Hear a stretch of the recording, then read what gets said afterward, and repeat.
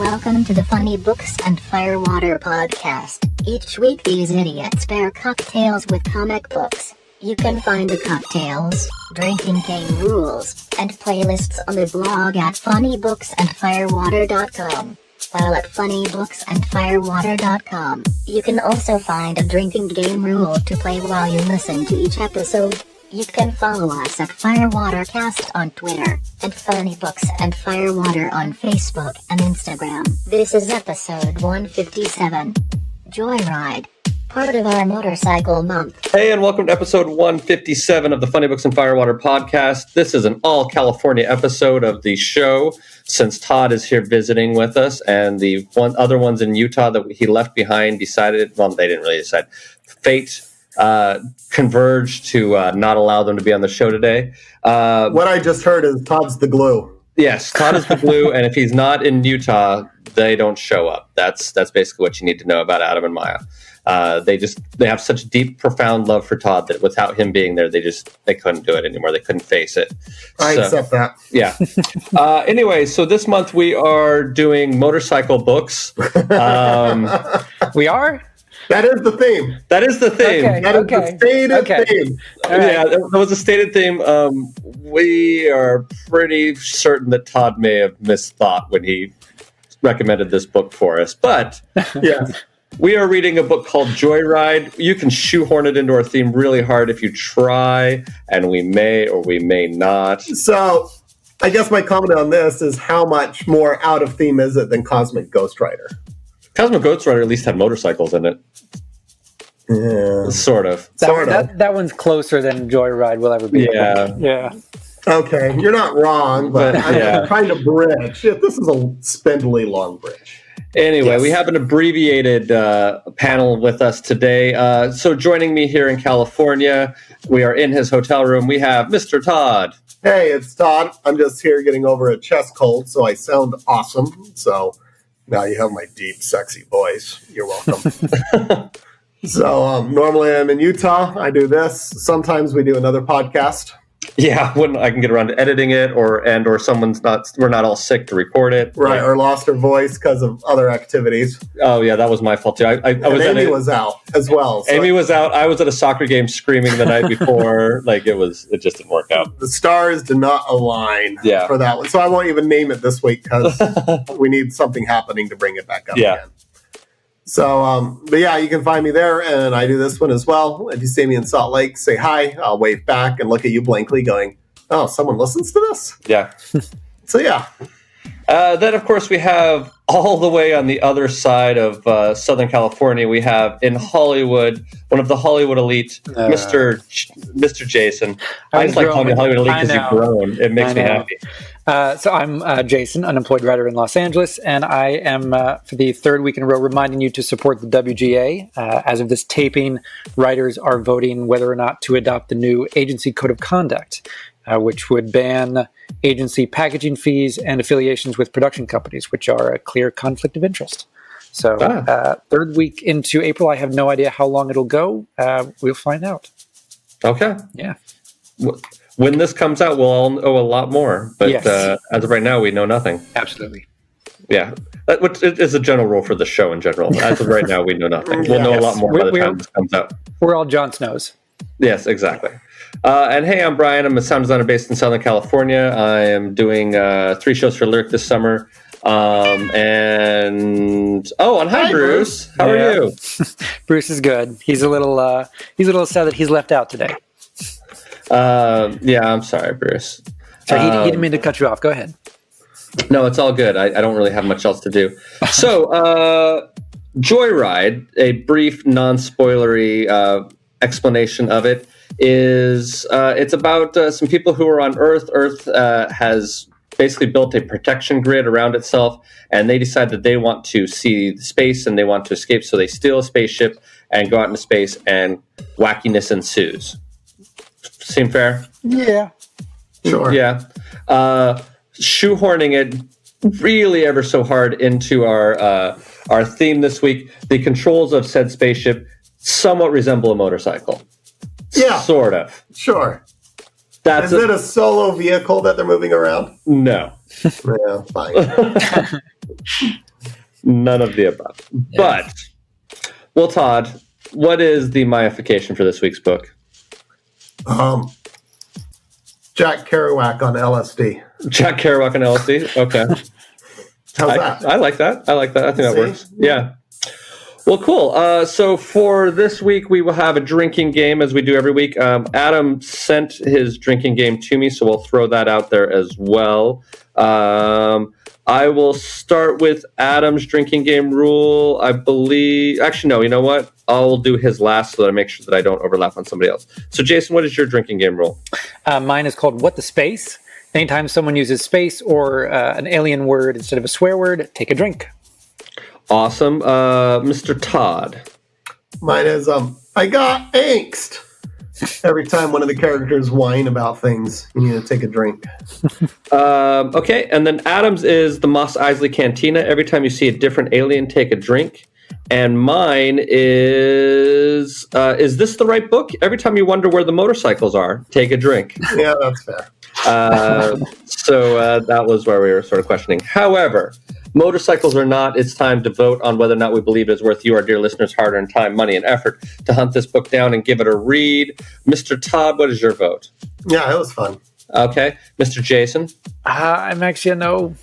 You're a no? All right. Yeah. I'm a meh. I haven't done a meh on one yet, so I'm claiming my meh privileges.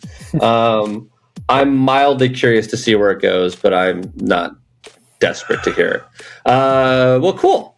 But if you are going to go read it, you're going to need some tunes to play in the background. What is your song for this week, Mr. Todd? Keep On Rockin' in the Free World by Neil Young. Which I had to remember who Neil Young was for. Well, I didn't know either, so I quizzed you, and you're like, "Let me Google that." I'm like, I was just typing it in, and then I realized I remembered what it was. So I'm going to claim that I still remembered what that was. Mine is "Running Down a Dream" by Tom Petty. Mr. Jason, what is yours? Mine is Rocket Ship by Shiny Toy Guns. Is that the one you did the music video for? Yep. That's what I thought. It instantly came to mind when I was trying to think of a song, and because there are rocket ships in here, it just came to mind. Yep. Okay. And Mr. Adams is Intergalactic by the Beastie Boys. Well, now that Jason made us more aware of what we really needed to be doing this entire time, if you're going to read this book, which we sort of voted 50-50 on, really, actually right down the middle, because we have a meh, a no, and a yeah. Yep. I wonder what Adam and Maya. Can we guess for Adam and Maya? Well, I don't know. Adam's having a bad day at work, so I'm going to say he's going to say no because he's probably grumpy. Yeah, he's really influenced by the day's events. Yeah, he is influenced by the day's events. So I'm going to say Adam would say no. Maya's a wild card on this one. I don't know what Maya would say. I'm going to go with yeah. Okay. And my argument there is on coloring. Okay. He'll like the coloring? It's shiny. It is shiny. It's very shiny. It's very pretty. I just called my a cat. Well, that's fitting, and I think he'd probably appreciate that, actually. Yeah. But, so, you have your votes, you have your music to play in the background, but what do you need now? But, of course, and you have a drinking game as well. Uh-huh. But you need a cocktail to drink along with it. I'm going to go with mine, and then I'm going to go with Adam's, because Adam named his the same as mine, even though he knew what my cocktail drink was. But if you're listening to this, Adam, you know you did it. So he's going to be version 2, and I'm going to be version 1. Mine is called Rocket Fuel, version 1. It's 2.5 ounces of dark rum, 2.5 ounces of amaretto, 1 ounce of coconut cream, 6 ounces of pineapple juice, a splash of milk, crushed ice, 1.5 ounces of 151 rum, and a brandied cherry. You pour the dark rum, amaretto, cream of coconut, and pineapple juice and milk into the blender with crushed ice. Blend until smooth, add more ice if it's necessary, and pour into a hurricane glass, and carefully pour the 151 into a straw using a speed pour and garnish with a cherry. Mr. Adams. That one's dangerous. That one is very dangerous. Is Rocket Fuel version number 2. So who does number 2 work for? For someone who just wants a shot, it looks like, because it's 1/4 shot of vodka, 1/2 shot of Bacardi 151, and 1/4 shot of Blue Curacao. That's just brutal. I'm assuming you just put all 3 of those together into a shot glass and shoot it away. I think you just pour it down your gullet. Yeah, that's right. Pretty much. The word is gullet. Gullet. Yep. Well, what are you pouring down your gullet, Mr. Jason? I am pouring down a drink called Dark Moon.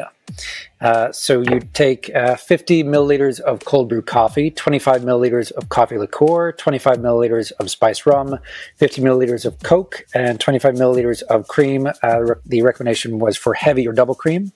Add a handful of ice to a large tumbler, pour the coffee liqueur, spiced rum, and cold brew coffee in there, then add the Coke and stir, and then pour the cream on top, stir gently, and enjoy. So what's in a Dark and Stormy? Dark and Stormy is it's ginger beer and Captain Morgan. No, not Captain Morgan. Sailor Jerry rum. Okay. So what this one really reminds me of, and delicious, this dates me. If you go back about 10 years, is Coca-Cola flirted with the idea of their own energy drink called Coke Black. Oh, okay.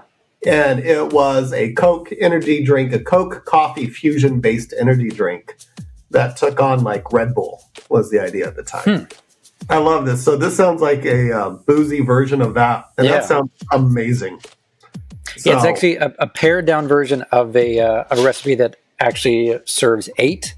So I found one version of this that just serves one person. So that sounds really good. I could see myself enjoying that one for quite a bit. Oh, yeah.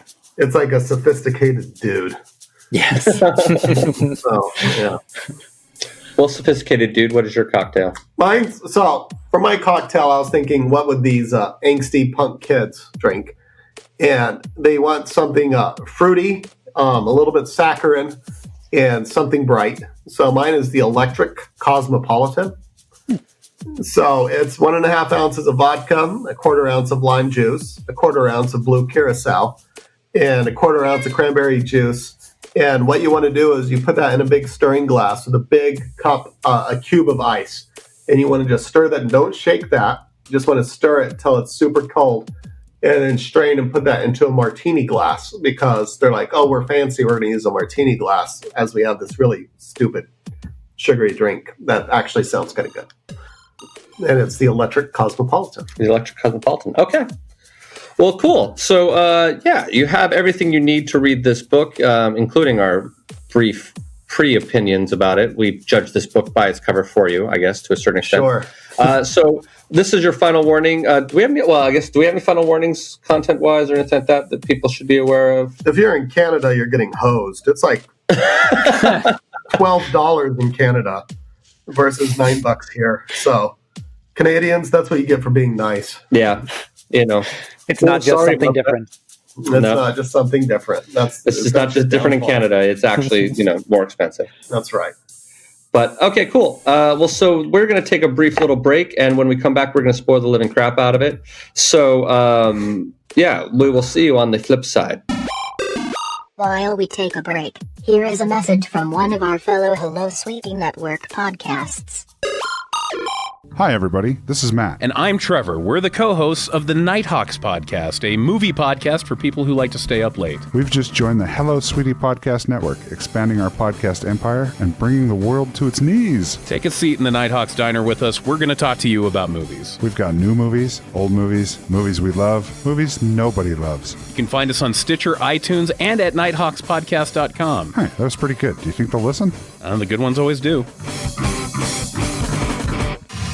Jason's drink and my drink are like the absolute opposite. Yeah, no kidding. Yeah. So, but yours sounds really great. But yeah, I'm like, oh, that sounds so like hearty and heavy and. And mine's basically a version of a pina colada with 151. Yeah. I mean, it gets the job done. Right? Yeah, no kidding. Yeah. So I think for penance for not picking a motorcycle book, I think Todd has to do the summary. Jason hasn't done one in a while, and I'm getting over a cold. Okay, Jason, do you want to do the summary real fast? Okay, it's not going to be a good one because I'm not a huge fan of it. So if I skip something, please let me know. No, I kind of like when people don't like it too. Okay. Because you pick out what, like, oh, this annoyed me. Yeah. Okay. Yeah, I rather enjoy that aspect of the nitpick. Okay.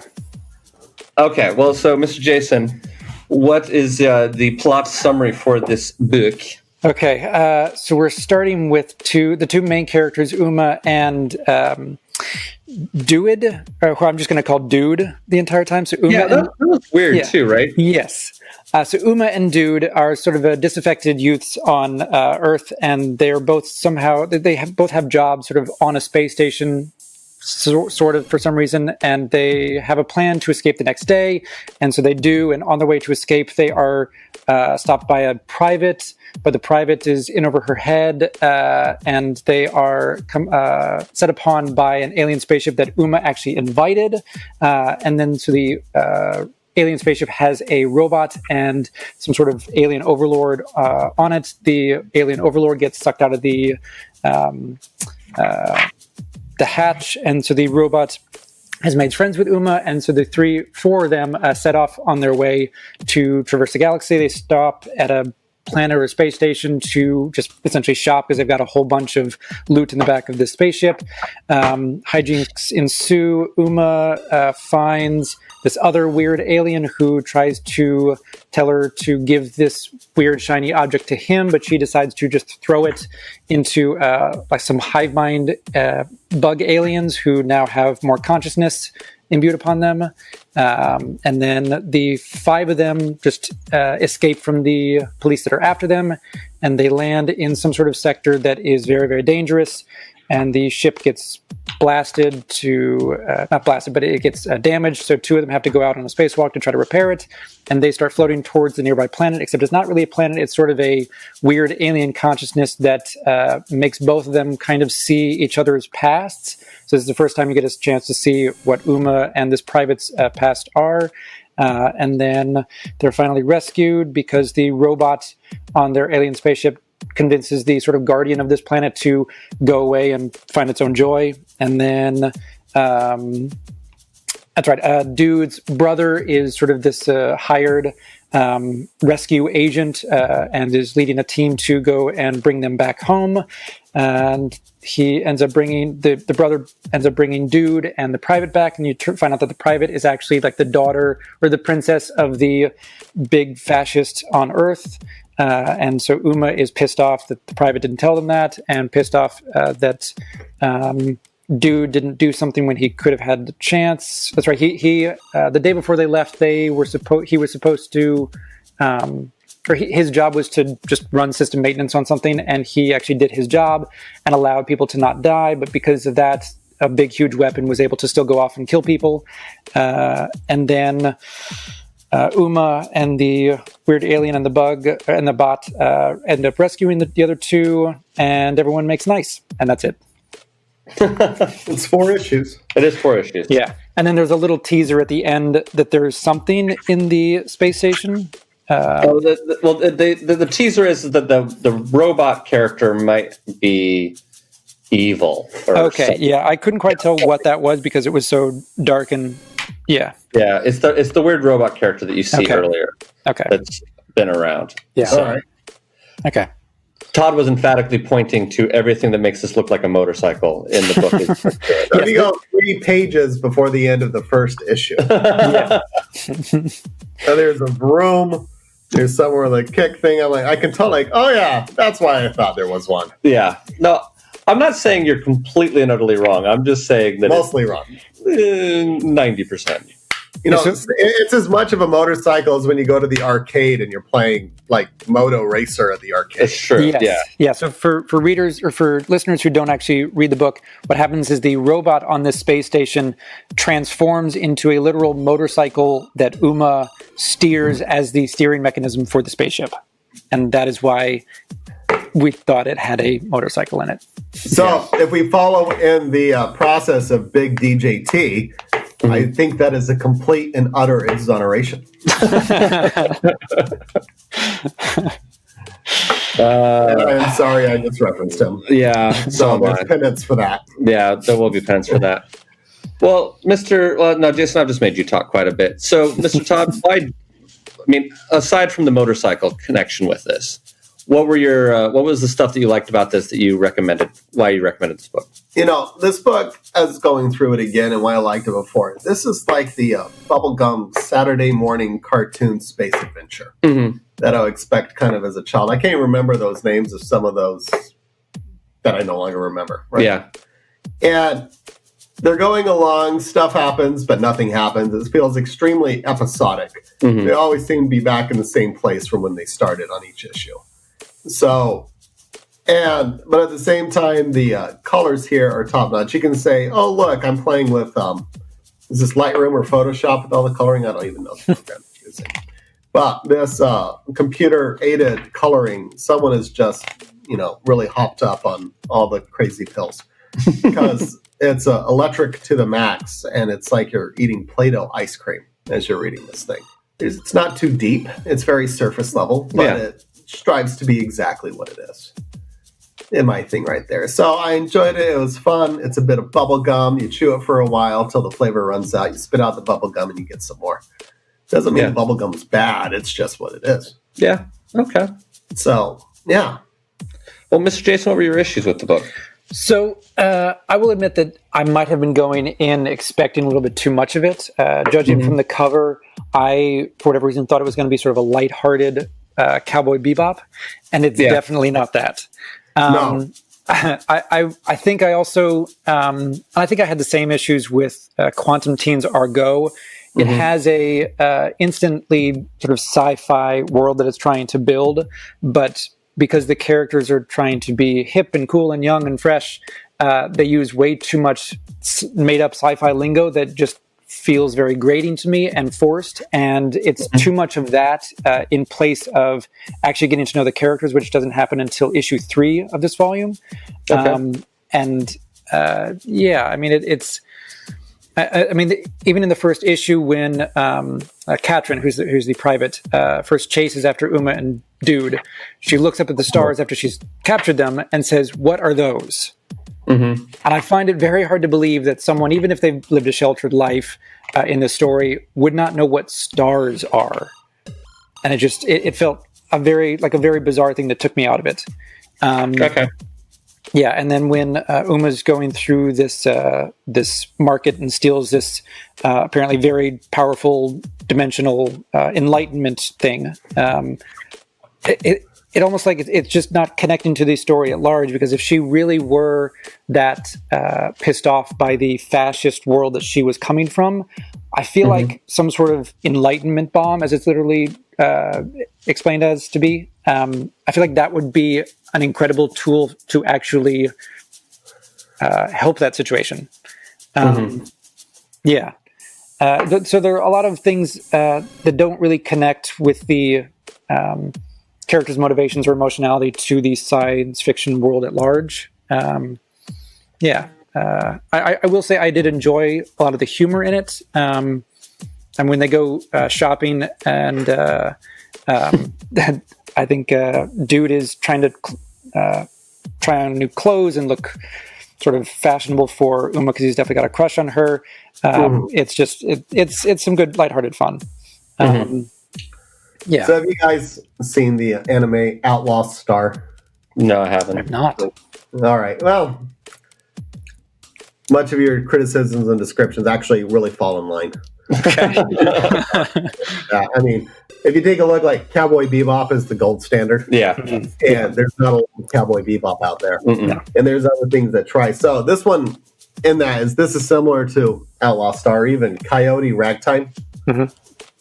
Nope, I haven't seen that. I got nothing. Jason, do you have that? Have you seen that one? No, I've not. Apparently I was a bigger anime head back in the day. Yeah, you were. That's fair. So that's my phrase apparently for the day. Yeah, that's how it goes. That's how it is. All right, Brian, what are your thoughts? I thought it was, I kind of went with the bubblegummy thing. I thought it was fun. I didn't think it was overly deep. It didn't totally grab me and draw me in as much as I was kind of hoping. In general, I liked it.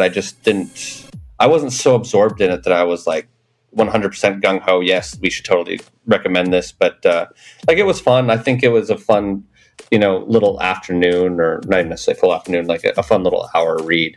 You know what I mean? If it takes you that long to do it. I read it in between shows at work and that kind of thing. So, I kind of like the fact that you have this sort of these two, and they parallel them fairly well. These two women who are who are raised very differently now forced to sort of hang out with each other. Yeah. And I kind of would like to see more of that interaction. I'm kind of hoping that's what happens. If there are I'm assuming there's second volumes of this and things like that. That I think would be really interesting, because you do have basically, it's sort of the free-spirited hippie girl and the militant, daughter of a fascist, of all that. So I'm kind of curious about those two characters. I think the dude is the least interesting character in this entire book, and the least developed, which is actually kind of a nice change of pace for comics. That the guy is one who's not that interesting and is just sort of there as a love interest, and that might have been a deliberate choice, but I do think that's kind of interesting and kind of cool. So it's a little like Thelma and Louise-ish. A little bit, yeah. So I definitely agree. The relationship or the differences between Uma and Katrin are, at least for me as well, the most interesting aspect.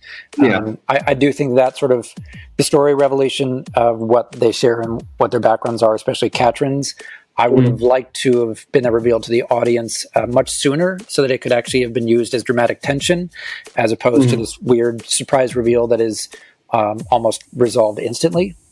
And we didn't really go into it, but basically kind of the way that it's resolved is that they are about to get eaten by this planet that eats memories, and so therefore they're both sort of sucked into this planet's tentacles, and so they're sharing each other's memories, and that's how they become aware of each other's backgrounds, and that's how we as the audience are also become aware of what was Katrin's background as well. And I agree with you. Like, I think that if they had revealed that earlier, and like also built up this idea that like she is the child of this big this big deal, and she's trying to live up to her father's name, and so she has that pressure on her, and you have this free spirit who's coming through, like it makes her more dimensional earlier on, and would be I think bringing it in earlier may have been a better idea, but it's one of those things. Till they publish one of the books we write, all we can do is complain. So the life of a critic. I know, right? It's how it goes. So cool. Does anybody else have any other thoughts or anything else they really want to bring up? I do want to go back to this art a little bit. So the people that were on this, I mean, they had written previously for DC for a bit. On the back of the cover, it's talking about they did Batman and Robin Eternal, which was part of the New 52. Okay. They contributed to the Grayson series. Oh, gotcha. They were one of the supporting writers for Grayson. And then even the artist did some Nightwing and New Avengers. So, I mean, you take a look at the work, the character designs, I mean, the characters are quite unique from each other. There's nothing crazy out of there. I mean, we don't have a main character with like triple F boobs or anything like that going on. And they're, and neither one of them is like too over the top. So it's a very over the top concept going right thing, but it still seems to be managed in a quite structurally believe, like, I really would believe people would wear that sort of thing. I mean, more often it's not, like you even take the great movie of Jumanji and then make fun of it, but you've got the female character in the crop top and booty shorts. It's like, what am I wearing? On how in a jungle this doesn't make any sense. And how much does a tank top really matter in space? You can go back and forth on that too, I suppose, but it's the character designs are solid. The coloring there is fun and keeps your interest is there. The story, I mean, the pacing of it, sorry, some of the interactions could definitely use some improvement. But as it comes for the visual aspect of the medium, it was, all of that was right there. So it was very much of a Saturday movie. It's like, oh, look, it's bright and shiny and we're not afraid of color type of a deal. They're just having good times. So I had a little bit of the, like 70s glam disco thing going on with some of the designs and the color and blocking and whatnot going on. And I really enjoyed it and I had some good fun. And it's quite different from like, say, Motor Crush was very heavy on the pastels. And it was quite good. And then this one just electrified everything. I feel like I'm watching a Gap commercial from the 90s. While I'm reading this. And then later on this month, we're going to be doing a black and white comic. This next one we're doing. No, we're not. Two. That one's going to be in black and white. So that'll have a total absence of color. And that I thoroughly enjoyed. And it was just one of those things I'm like, there's a, and it's really quite, it's not just primaries, but there's a lot of primary colors going on in this thing. And it's just goes back to that youthfulness and fun is what's going through here. I mean, it's kind of like a Ant-Man and the Wasp kind of romp. Yeah, a little bit. So, okay. Cool. Jason, do you have any other final thoughts? I mean, I really enjoy the art. I think it wasn't quite as good for me as I would have liked. The designs of the two female characters felt a little bit too similar, and the only thing that was really differentiating them was either their hairstyle or their clothes. And when you get into the backstories and you have both their childhoods side by side, for a while I didn't quite know which girl was which, because they both have almost identical faces. So that part was a little frustrating, but I did love the colors. The only thing I'll say about that is that sort of in contrast to Motor Crush, like you were saying, or even to a little bit of Ghost Rider, just because everything was so vibrant, it made nothing really stand out for me. Whereas with Motor Crush, because you had these purposeful accents of pastels or pink or violet, either in the color or in the action to evoke some sort of motion or high energy, or in Cosmic Ghost Rider, you had all of this cosmic energy, and then every once in a while you would see Frank Castle, the human, and there was a nice difference between those different elements. But in this one, I feel like all of the vibrant colors, while beautiful to look at, I mean, it really is a beautiful book. It just didn't allow anything to really stand out on its own. You know, as I'm going through this right now, the word that comes to mind is this colorist was watching too much Michael Bay. Yeah. Yes, I can agree with that. Yeah. There's some very warm orange front tones on the characters and the backgrounds, and this one is all like bathed in blue. And I'm like, this is every Transformers movie that I have seen. And absolutely, I mean, there's definitely a place for that. But yeah, it's like, oh, this color's like, dude, Michael Bay, that's making $1 billion. Let's do that. So it's a little bit of Bayhem going on. Bayhem. Yeah. He has his own style, made him richer than everyone else. That's true. Well, cool. Does anybody else have anything else? That's it for me. That's it? Cool. Yeah. Well, then we will jump into final grades. So for the first one, for self-contained, what is your grade, Mr. Jason? B. I mean, it does continue, but most of it's been wrapped up for me. Okay. Yeah. Mr. Todd? Yeah, I was saying earlier, it's a B. It's quite episodic in its nature, and a lot of things seem to come back to the status quo. So it's a bit of a, like a situational comedy on television. Gotcha. I will stick with the B as well and just go with the crowd. So for writing for Jackson Lansing, sure, we'll call it that way. Jackson. What is your grade, Mr. Todd? I give it a B minus. I mean, for me, it was probably the weakest part, but I was enjoying myself. So yeah. Okay. Mr. Jason. Mine's a C. Okay. And I'm going to sit there with a C plus, I think. All right. I had some issues with the writing, but I thought that, that was probably the weaker point. Okay, so for art, for Colin Kelly, Marcus Tu, and Irma Quinavella? Irma. Navila. Maybe the case. Let's go with Navila. We'll say that. Irma Navila. What is your? Actually, I'll go with a B plus for art. I liked it, but I think Jason actually has some valid points about the fact that it's all so bright that nothing really quite stands out. Mr. Todd, what is your grade? I liked my rose-colored glasses with this one, so I'll go with A minus, B plus as well. Okay, Mr. Jason. That's a B for me. Okay.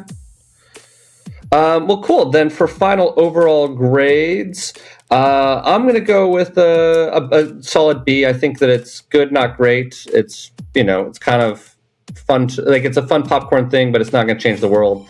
It's not necessarily something that I would recommend to someone as like hey, you're interested in comics, this is an entry point. But it's if you're looking for something kind of fun and popcorny to fill an afternoon, it's not necessarily the worst thing in the world. Mr. Jason, what is your grade? It's a solid C. Okay. And Mr. Todd?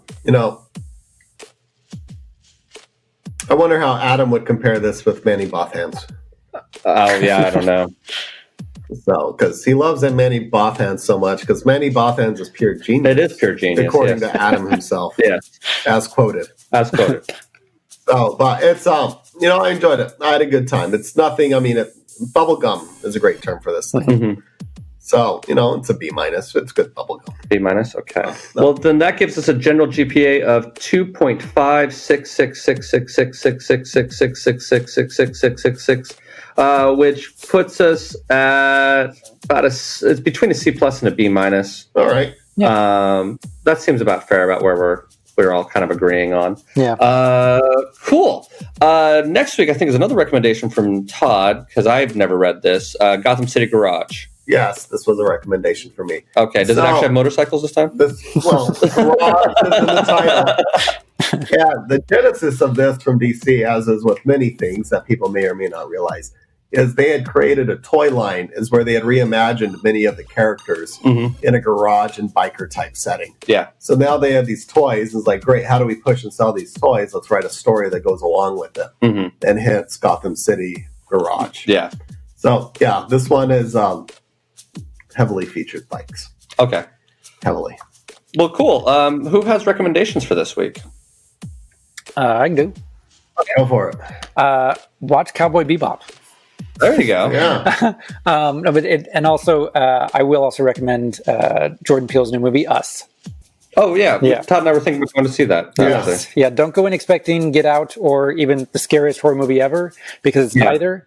But like any great horror movie, it tells a story about our society through a very terrifying allegory in a way that makes you, at least I have done, think about it a long time after it's done. Okay. Yeah. I will stick on the anime train. I've been watching this. It's on Netflix with English translations. It's an anime called High Score Girl. It sort of has a Scott Pilgrim-y kind of vibe to it. It's about this kid who falls in love with this girl who plays video games with him, and then she moves away. He falls in love with another girl and teaches her to play video games, and then the first girl comes back, and there's this competition. Like it's kind of cute, kind of silly, but it has sort of that Scott Pilgrim-y kind of thing to it, which I really enjoy. And so I would that's going to be my recommendation for this week, sticking on the anime theme. Todd, what is your recommendation for this week? So I've been rewatching with Amy Dad Like Me. Okay. Showtime. Is that HBO? Yes. It's Showtime. But the movie they made after was shit. Like the TV series is good, but then they tried to make a movie without the original writers and stuff like that. But like they got some of the real actors, and it's awful. It's really, really bad. So, but we've been watching the TV show, and with Manny Patinkin and some others. And what's really interesting, and as you're watching this here, there's going to be quite a demarcation as cell phones, the ubiquity of our modern smartphones, is such a hard line in the sand. Yeah. Of everything going on. And even you watch a lot of TV shows these days, they try not to have it because it solves all the problems. Yeah, it does. Cell phones solve all the problems. So you're watching this thing like, a cell phone would just solve this. And so much of the story just goes away. Yeah. But that was and it's a Brian Fuller production. And Brian Fuller seems to be an amazing producer for a season and a half. I think he creates great cult stuff that doesn't necessarily get mainstream. Oh. Yes. So the reason is that part of the showrunner's job on a television series is to not only get the writers to put out their best work and to tell a cohesive story, but it's also to convey that story to the studio or to the network and make sure the network and the studio understand it and are happy with it. He does the first part really, really well. From what I've heard, he is just not that well liked with a studio or network, and he has no desire to play that part of the game. So he is wonderful in the room and on set, apparently, but at least that's what I've heard.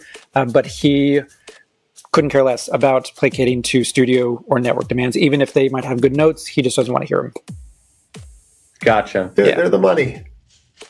All right. Well, Brian, that's on you. Yeah.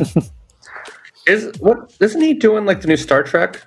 He was on Discovery. He's off. He did American Gods, and now he's off. Right. He's